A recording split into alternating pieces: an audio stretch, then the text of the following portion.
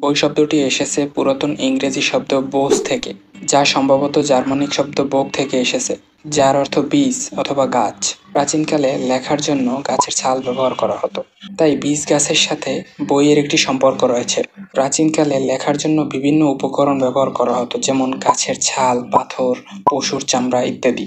পরবর্তীতে কাগজ আবিষ্কারের পর থেকে বই লেখার পদ্ধতি আরও সহজ হয়ে যায়। বাংলা ভাষায় বই শব্দটি বিভিন্ন প্রতিশব্দ দ্বারাও পরিচিত, যেমন গ্রন্থ, কিতাব, পুস্তক। চলুন বই শব্দের প্রাচীন উৎস সম্পর্কে জেনে নিই। বই শব্দটি এসেছে পুরাতন ইংরেজি শব্দ বোস থেকে, যা সম্ভবত জার্মানিক শব্দ বুক থেকে এসেছে, যার অর্থ হচ্ছে বীজ। বইয়ের ঐতিহাসিক প্রেক্ষাপট সম্পর্কে বলতে গেলে প্রাচীনকালে লেখার জন্য গাছের ছাল মানে বীজ গাছের ছাল ব্যবহার করা হতো। এ কারণে বইয়ের সাথে গাছের সম্পর্ক বিদ্যমান। চলুন প্রাচীনকালে বইয়ের ইতিহাস সম্পর্কে কিছু জেনে নিই। প্রাচীনকালে মানুষ বিভিন্ন উপকরণ ব্যবহার করে তথ্য লিখে রাখত, যেমন মেসোপটেমিয়ার কিউনোফন্ট লিপি, প্রাচীন মিশরের হায়ারোগ্লিফের লিপি, প্রাচীন চীনে প্রায় 1400 খ্রিস্টাব্দ পূর্বে লেখার জন্য বাঁশের ফলি এবং রেশম ব্যবহার করা হতো। প্রাচীন ভারতে তালপাতায় লেখা হতো। প্রাচীন গ্রিক ও রোমান সভ্যতায় প্যাপিরাস এবং পার্চমেন্ট ছিল লেখার প্রধান মাধ্যম।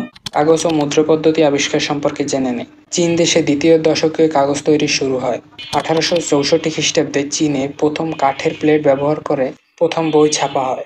1250 খ্রিস্টাব্দে মিশরে, 1450 সালের মধ্যে ইউরোপে অক্ষর ব্যবহার করে বই ছাপার কাজ শুরু হয়। 1455 সালে জোহানেস গুটেনবার্গ জার্মানির মেইনজে ধাতু অক্ষর ব্যবহার করে মুদ্রায়ন যন্ত্র তৈরি করে, যা বই ছাপার ক্ষেত্রে এক নতুন দিগন্ত উন্মোচন করে। মুদ্রায়ন যন্ত্র আবিষ্কারের পর বই ছাপার কাজ দ্রুত বৃদ্ধি পায় এবং বই আরও সহজে মানুষের কাছে পৌঁছাতে শুরু করে।